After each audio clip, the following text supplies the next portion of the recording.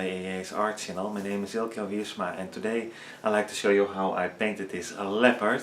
I painted this one in acrylic paint, and for the shadow parts in the end of the video you will see me using the airbrush, because the airbrush can lay in the shadows quite soft and in my opinion also quite beautiful. So that's why I'm using the airbrush for the shadows and on the lighter portions of this leopard.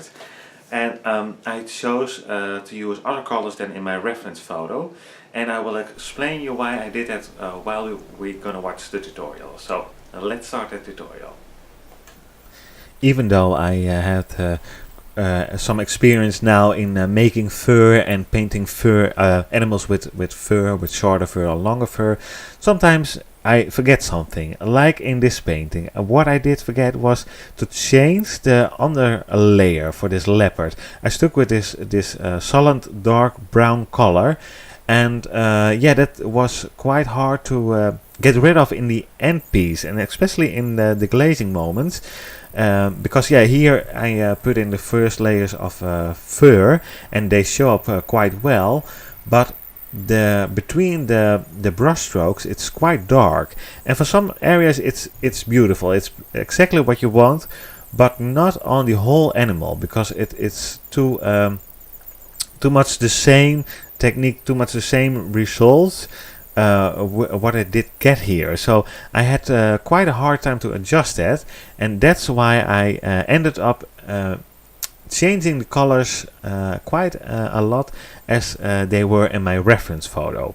And now I'm happy with the result. I came up with quite some nice transitions, some nice colors, and I think it's a very nice rich color in the piece now. But yeah, it took me quite some time to find out a way to make this painting work for me. So yeah, it's my own fault. I had to think better about the strategy before I would start this painting, but I was so excited to paint this one because I like the pose very much of this leopard.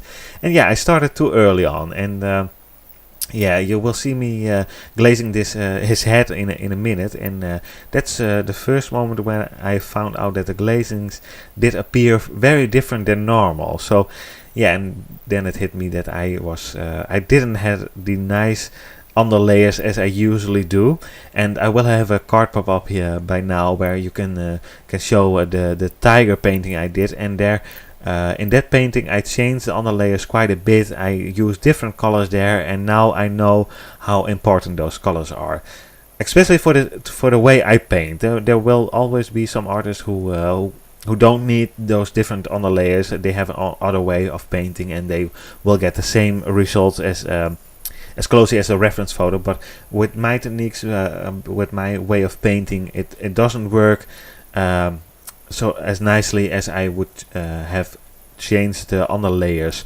and use different under layers, different colors. So some darker colors, some a little bit lighter, and some mid-tones, and yeah, that would be much nicer for this one. But like I said, I found a way to solve the problem, but therefore I had to change the colors a bit on this leopard. Well, actually quite a bit.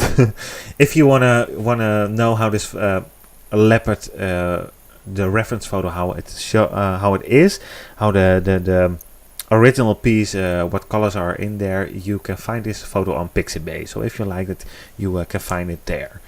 And yeah, so here I am in the middle in the process of finding my way to make this painting work, and therefore I had to use quite some layers, and I had to do those black spots again because I had so many layers on there. They weren't showing up as well as they should be. So therefore I'm layering those spots again, and I'm coming back with to making some fur, and I didn't want to let the fur show up too much with individual stripes of the brush stripes, because I don't like that way of painting. I don't like my end results if there are too many lines, too many brush strokes. So I had to yeah, come up in basically in the middle of those two. You want to see some hairs, but not all stripes and stripes, because yeah, like I said, I don't like that look. So it doesn't have that natural feel, if you ask me. So yeah, therefore I have to come back some time, but that's okay. And now as you can see, I used some purple and some oranges, and they work quite nicely together.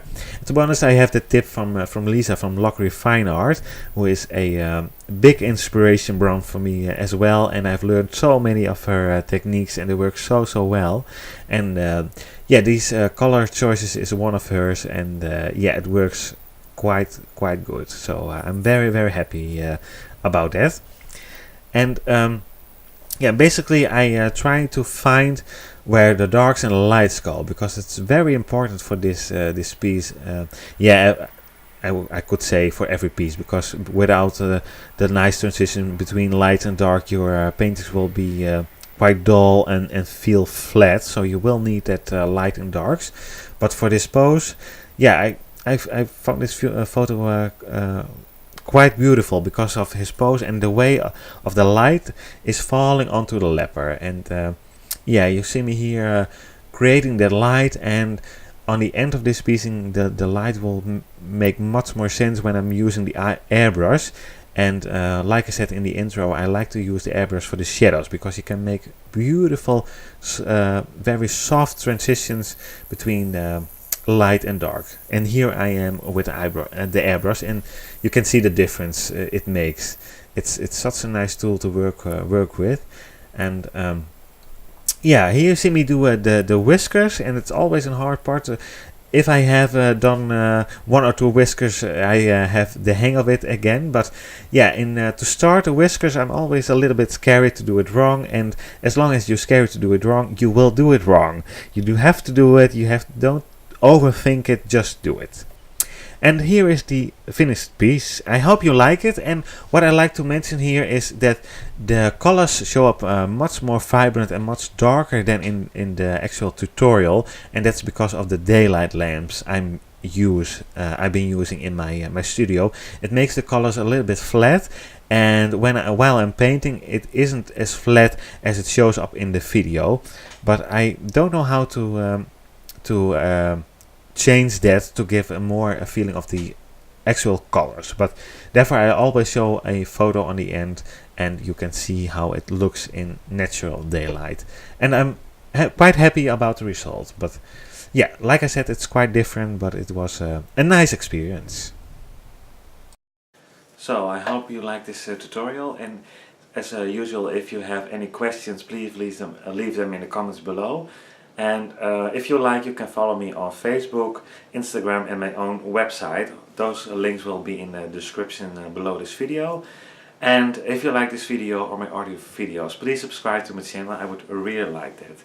So I hope to see you at my next video. Bye bye!